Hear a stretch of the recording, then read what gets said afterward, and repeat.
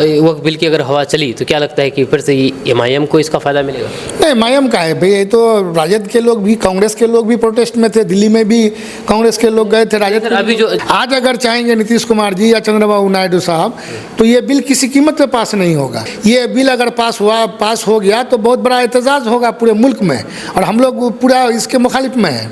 तो जाहिर सी बात है कि आज नीतीश कुमार जी हैं, चंद्रबाबू नायडू हैं, अपने आप को बहुत बड़ा हिमायती कहते हैं कि हमने मुसलमानों के लिए ये किया वो किया, कुछ नहीं किया है लोग। मैं अपने तमाम विधानसभा वासियों को, साथ साथ पूरे ज़िले के लोगों को, पूरे देशवासियों को मैं ईद की मुबारकबाद देना चाहता हूँ। तो एक तरह से तो ये डायरेक्ट मुसलमानों पर हमला है एक तरह से।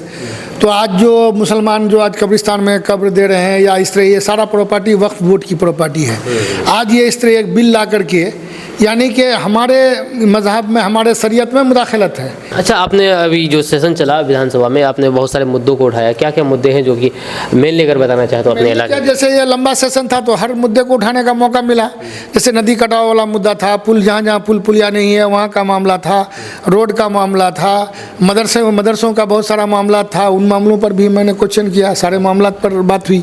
सीमांचल पटना से बहुत दूर था, मैं चाह रहा हूँ कि सीमांचल को बहुत करीब करना चाहता हूँ, इसलिए मैं इस बार शुरुआत किया हूँ। आने वाले दिनों में मेरा हमेशा रमज़ान में जगह जगह आपके सीमांचल में ही इफ्तार पार्टी होगा। स्वागत है आपका दोस्तों केडीवी लाइव में। मैं हूं फिरदौस गनी। देखिए, अभी मैं इस वक्त बहादुरगंज विधायक अंजार नईम साहब के पास हूं और हम इनसे विभिन्न मुद्दों पर बात करने वाले हैं। जैसे कि आपको पता है कि बिहार विधानसभा चुनाव बहुत नज़दीक है और सर से तो हम बहुत पहले ही बात करने वाले थे, क्योंकि सेशन रहने के कारण बात नहीं हो पा रही थी। अक्सर पटना में रहते थे, तो सेशन ख़त्म हो गया है, शायद 28 तारीख तक ही ये सेशन था क्या सर? और अब ईद आने वाली है कुछ दिन बाद, तो हम ईद से रिलेटेड बाकी बहुत सारे मुद्दे हैं जिससे हम बात करना चाहेंगे सर से। आप हमारे साथ बने रहें तक। सर, सबसे पहले स्वागत है आपका केडीवी लाइव में। शुक्रिया आपके तमाम व्यूअर्स का, आपके तमाम चाहने वालों का। सबसे पहले ईद आने वाली है, ईद को लेकर क्या बधाई संदेश देना चाहेंगे इलाके लोगों को? मैं अपने तमाम विधानसभा वासियों को, साथ साथ पूरे ज़िले के लोगों को, पूरे देशवासियों को मैं ईद की मुबारकबाद देना चाहता हूँ। हो सकता है कि ये सोमवार को हो जाए या मंगलवार को हो। तो देखिए, जो मैं पूरे देश के लोगों को ईद की दिल की गहराइयों से मुबारकबाद देता हूँ। ईद तो मतलब कि 2 दिन बाद ही है, अभी रमज़ान ही चल रहा है। तो रमज़ान में बहुत देखा गया कि इफ्तार पार्टी का आयोजन तरह तरह की तमाम पार्टियों के द्वारा किया गया और आरजेडी की तरफ से भी आयोजन की गई, खास करके किशनगंज लोकसभा में, इसको पूर्णिया जिला में बोलेंगे, बैसा में। तो बहुत लोग ये सवाल उठा रहे हैं कि तेजस्वी यादव जी यहाँ पर इफ्तार पार्टी इसलिए कर रहे हैं क्योंकि यहाँ पर वोट लेने के खातिर, यहाँ के मुसलमानों को अपने पक्ष में करने के लिए अभी मुसलमान दूसरे पक्ष की तरफ जा रहे हैं। तो ऐसा लगता है सर क्या आपको? नहीं, ऐसा नहीं। उन्होंने अपने बयान में भी उस दिन कहा कि सीमांचल पटना से बहुत दूर था, मैं चाह रहा हूँ कि सीमांचल को बहुत करीब करना चाहता हूँ, इसलिए मैं इस बार शुरुआत किया हूँ। आने वाले दिनों में मेरा हमेशा रमज़ान में जगह जगह आपके सीमांचल में ही इफ्तार पार्टी होगा। मैं सीमांचल से जुड़ना चाहता हूँ। सीमांचल की जो पसमानदगी है, जो बेरोजगारी है, जो पलायन की समस्या है, तो इसको दूर करना कैसे किया जाएगा, यहाँ से लोगों से इंटरेक्ट होकर के, यहाँ के लोगों से सुख दुख बांट करके ही हम इसको जान सकते हैं। तो इसलिए मेरा इरादा ये हुआ कि मैं सीमांचल में जाके इफ्तार पार्टी रखूं, इसलिए उन्होंने रखा था। सीमांचल में बहुत सारी समस्याएं हैं सर, मूलभूत समस्याएं जो लोग अभी भी वो सब चीज़ को झेल रहे हैं। और अभी जो सबसे बड़ी जो समस्या है कि यहाँ पर वक्फ बिल को लेकर के लोगों में काफ़ी ज़्यादा नाराज़गी देखी जा रही है, क्योंकि वक्फ बिल एक मुसलमानों से जुड़ा हुआ मुद्दा है और हर एक मुसलमान ये अपना चीज़ समझ कर के ये चीज़ देख रहे हैं कि ये जो वक्फ बिल का जो मामला चल रहा है ये मेरे पर हमला है, मेरे शरीयत के ऊपर हमला है। क्या कहना चाहेंगे? ये बात भी सही है, क्योंकि ये आज से नहीं, ये हुजूर सल्लल्लाहु अलैहि वसल्लम के ही दौर से वक्फ की प्रॉपर्टी है। उस वक्त से ही लोग मतलब फी सबीलिल्लाह करके प्रॉपर्टी को अल्लाह के नाम कर देते थे कि उससे जो आमदनी होगा, जो पसमानदा मुखिया ये मुसलमान है, ऐसे लोगों के काम आएगा, उनके फलाह के लिए, उनकी एजुकेशन के लिए, उनके सेहत के लिए, यानी कि कोई भी प्रोग्रामिंग होगा उसमें खर्च किया जा रहा था या हो रहा था। तो एक तरह से तो ये डायरेक्ट डायरेक्ट मुसलमानों पर हमला है एक तरह से। तो आज जो मुसलमान जो आज कब्रिस्तान में कब्र दे रहे हैं या इस तरह, ये सारा प्रॉपर्टी वक्फ बोर्ड की प्रॉपर्टी है। आज ये इस तरह एक बिल ला करके, यानी कि हमारे मज़हब में, हमारे शरीयत में मुदाखलत है, ये कतई बर्दाश्त नहीं किया जाएगा। ये हमारे पार्टी का भी मौक़िफ़ है। और अभी जो तेजस्वी जी अभी जो वहाँ एहतजाज किया गया, प्रोटेस्ट किया गया पटना में गर्दनी बाग में, उसमें लालू जी भी आए थे, हमारे राष्ट्रीय अध्यक्ष। आप भी थे उसमें? थे जी, हम भी थे। हमारे सारे पार्टी के एमएलए वहाँ मौजूद थे। तो हमारे नेता तेजस्वी जी भी थे। उन्होंने स्पीच में भी कहा कि हम मजबूती से आप लोगों के साथ खड़े हैं। और जाहिर सी बात है कि खड़ा कोई भी क्यों नहीं रहेगा। आज तो आपने नीतीश जी को आज अपना मौक़िफ़ क्लियर करना चाहिए कि वो किधर हैं, उनका स्टैंड क्लियर करना चाहिए। आप वो एक तरफ कह रहे हैं कि हम मुसलमानों का हिमायती हैं, मुसलमान हमको वोट दे, लेकिन दूसरी तरफ वो जितने मुसलमानों के खिलाफ बिल आते हैं पार्लियामेंट में, सारे बिलों की हिमायत करके बिल को पास करवाने का काम करते हैं। आज अगर चाहेंगे नीतीश कुमार जी या चंद्रबाबू नायडू साहब, तो ये बिल किसी कीमत पे पास नहीं होगा। लेकिन आज ये लोग अपना चुप्पी तो मतलब चुप हैं, आज शांत हैं, शांति चुप्पी नहीं तोड़ रहे हैं। तो जाहिर सी बात है कि ये उनका मौक़िफ़ क्लियर है कि वो भाजपा के साथ, एनडीए के साथ हैं मजबूती से। हमारा जो वक्फ बिल जो आ रहा है, इसके समर्थन में वो है। हम लोग तो इसके खिलाफ में है। इसके अगर ये बिल अगर पास हो गया तो बहुत बड़ा एहतजाज होगा पूरे मुल्क में, और हम लोग पूरा इसके मुखालिफ में हैं। हम लोग चाह रहे हैं कि अगर ऐसा बिल, हम लोग चाह रहे हैं कि वक्त से पहले सरकार अगर रोक देती है इस बिल को, ठीक है। अगर नहीं हुआ तो बहुत ज़बरदस्त प्रोटेस्ट होगा। कल देखा गया कि अलविदा जुमा के दिन लोग जुमा पढ़ने जब आए तो हाथों पर, बाहों पर काली पट्टी बांध करके आए, इसके खिलाफ विरोध जताया। वही कल ही के दिन, जुमा के दिन, चंद्रबाबू नायडू जी ने एक बयान दिया कि हम मुसलमानों के साथ हैं वक्फ बिल को लेकर के। ये बातें उन्होंने कही। नहीं, इसी से एक उम्मीद जगी है कि अगर ये लोग, अगर चंद्रबाबू नायडू अगर ये साइड हो जाते हैं तो ये बिल पास नहीं होगा। तो जाहिर सी बात है कि आज नीतीश कुमार जी हैं, चंद्रबाबू नायडू हैं, अपने आप को बहुत बड़ा हिमायती कहते हैं कि हमने मुसलमानों के लिए ये किया, वो किया। कुछ नहीं किया है लोग, अगर देखा जाए तो। आज मुसलमानों का वोट हमेशा वोट बैंक की तरह इस्तेमाल किया। मुसलमान कब नहीं नीतीश कुमार जी के साथ थे, हमेशा साथ रहे। जब वो एनडीए में गए या एनडीए के साथ रहे या भाजपा के साथ चले गए, तब मुसलमानों ने कुछ उनके साथ कम लोग ही रह गए। तो जाहिर सी बात है कि अगर वो इस तरह का उनका स्टैंड रहेगा तो मुसलमान तो उनके खिलाफ रहेगा। इन लोगों को चाहिए कि आज वक्फ बिल के खिलाफ में ये लोग अपने आप को, ये अपना स्टैंड कायम करें। इन लोगों के पास क्योंकि मौका है, और बाकी मौका, अगर ये लोग उनके खिलाफ भी जाते हैं तो बीजेपी शायद कोई एक्शन नहीं ले पाएंगे, क्योंकि उनकी भी मजबूरी है, केंद्र में उनको बने रहना है। क्या सर? हाँ, जाहिर सी बात है कि इनके बगैर उनकी सरकार की बहुमत नहीं है। ये अगर ये हो जाते हैं, अगर उनका साथ नहीं देंगे तो जाहिर सी बात ये बिल पास नहीं होगा। तो आज इनको अपना स्टैंड क्लियर करना चाहिए। और इनको चाहिए कि भाई आज मुसलमानों का जो एकज़ैती बना हुआ है मुल्क में, अमन अमान बना हुआ है, तो इसको ये ख़त्म करना चाहते हैं, हमारे शरीयत पर हमला करना चाहते हैं। तो ये तो इस पर तो आसानी से आज कर सकते हैं, क्योंकि आज मामला गेंद इनके पाले में है।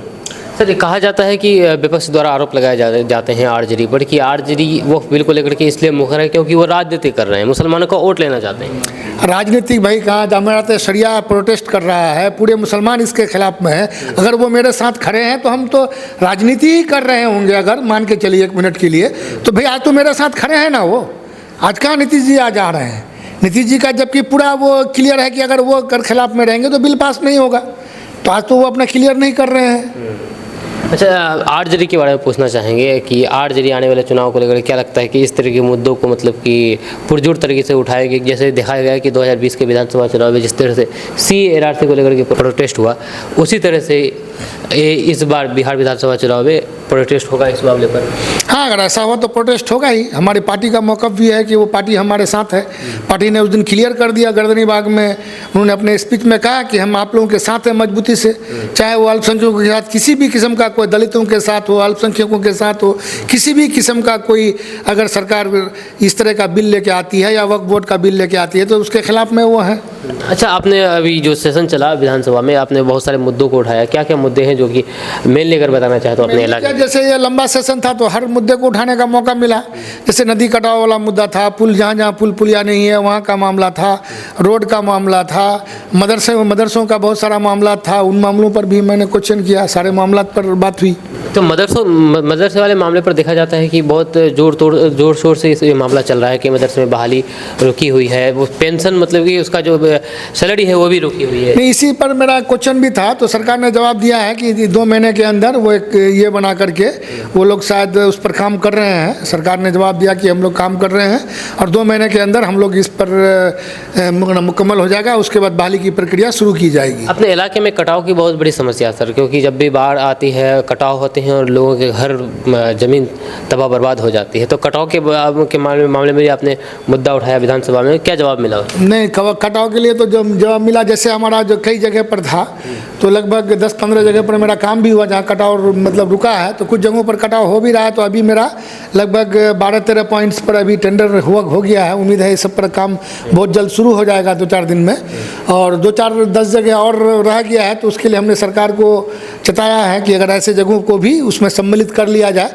अगर ये हो जाता है तो हम समझते हैं कि मेरे यहाँ कटाव का जो मसला है वो ख़त्म हो जाएगा। पुल के बारे में अगर बात की जाए तो चुनीमाड़ी पुल हो या फिर मटियाड़ी पुल हो, काफ़ी समय से लोग इसकी मांग कर रहे हैं। आप भी मतलब विधानसभा में इनके बारे में आवाज़ उठाइए। क्या देखिए, काफ़ी पुल पुलिया का समस्या मेरे यहाँ था। अगर आप मान के चलिए तो आप समझिए 2000 के बाद हमारे यहाँ बहुत सारा पुल पुलिया बना ही नहीं था। जो आप देख लीजिए, लोधावाड़ी पुल हुआ, गुरुमरा पुल हुआ, मतलब इस तरह का आपका ये लेके आमबाड़ी पुल हुआ, यानी कि आपका झाला टू निसंद्रा में 11 पुल है और सारा पुल इनकम्प्लीट था, कहीं पुल नहीं था। तो ये सारा पुल लगभग 100 से अधिक पुल अभी बन रहा है हमारे क्षेत्र में। तो लेकिन 4-5 पुल अभी बहुत ज़रूरी था, जिसमें मेरा चुनीमाड़ी का पुल है, एक मटियाड़ी का पुल है, एक आपका कहा जाए तो वो बगुला हागी हवाकोल का पुल है, काशीबाड़ी पिपरा का पुल है, ये गोवाबाड़ी 16 नंबर वार्ड का पुल है। तो इस तरह का कुछ 6-7 पुल अगर और बन जाते हैं तो हम समझते हैं कि हमारे इलाके में पुल की समस्या ख़त्म हो जाएगी। एक बंगाली चौक वाला पुल है, तो इस तरह का था। तो हम लोग कोशिश कर रहे हैं, हमने अभी आवाज़ भी उठाया इन सारे पुलों के बारे में। उम्मीद है इस सारा बताया, सरकार ने जवाब भी दिया कि ये सब पर मतलब ये बन करके क्या का DPR बन करके सबका रेडी है और बहुत जल्द जैसी निधि की उपलब्धता होगी तो ये सब पर काम होगा। तो सरकार बताया कि निधि उपलब्ध होने पर ये सब पर भी काम शुरू हो जाएगा। सर, जब आप MIM छोड़ करके आरजेडी में आए तो फिर MIM की तरफ से बयान आया कि 4 गए हैं 24 लाएंगे। तो इस बार जो विधानसभा चुनाव होने वाले हैं तो क्या लगता है कि आपको किशनगंज से आरजेडी की कितनी पकड़ है? देखिए, पूरा किशनगंज ही नहीं, हम तो सीमांचल का ये बात नहीं करेंगे, पूरे बिहार का इस बार जो अभी सर्वे हुआ तो अभी 41% लोगों ने तेजस्वी जी को एज ए चीफ मिनिस्टर पसंद किया और वहीं नीतीश कुमार को 17% लोगों ने पसंद किया।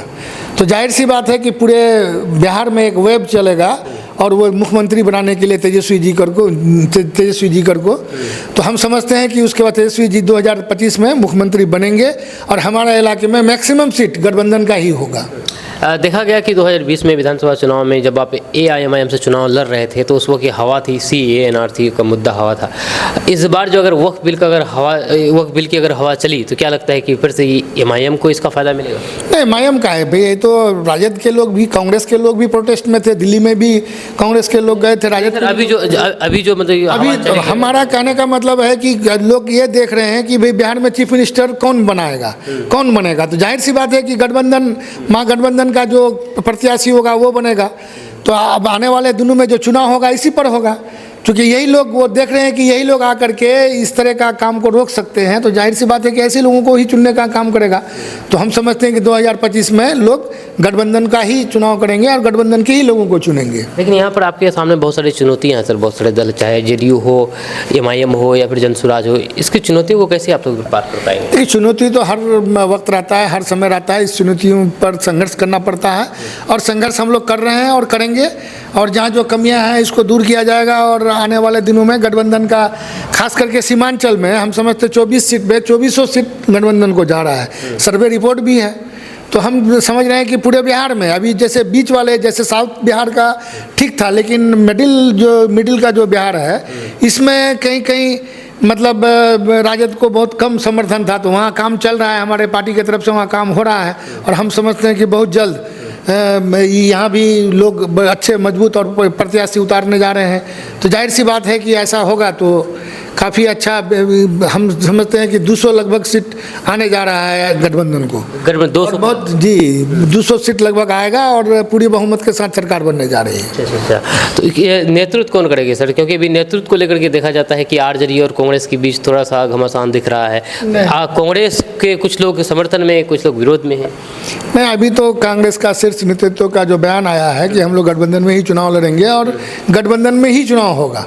लेकिन मुख्यमंत्री के बारे में बात नहीं की जा रही। मुख्यमंत्री के बारे में यही बात की जा रही कि वो गठबंधन बैठक पर करेंगे। नहीं, उस पर क्लियर है कि तेजस्वी जी के नेतृत्व में ही चुनाव लड़ा जाएगा और तेजस्वी जी ही नेता होंगे गठबंधन के।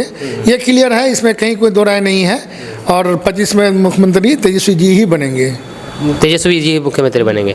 तो बहादुरगंज के बारे में अगर बात की जाए तो बहादुरगंज में कौन सी ऐसी मुख्य समस्या है जिसको देख करके आगे, या फिर जो समस्या है वो समाधान, उस समस्या का समाधान किए हैं आपके द्वारा, जो आगे आप उसको विधानसभा चुनाव में भुनाने की कोशिश करेंगे? हम लोग जितना काम किए इलाके के लिए, आप अगर देखेंगे मेरे आने से पहले का क्या स्थिति था रोडों का या पुल पुलिया का, आज जो हम लोगों ने जितना पुल पुलिया पर काम हो रहा है, जितना रोड बन रहा है, तो हम समझते हैं तो ऐतिहासिक हो गया है कि ऐसा काम हम समझते हैं कि 20 वर्षों में नहीं हुआ था जितना काम अभी हो रहा है या होने जा रहा है, धरातल पर उतर गया है।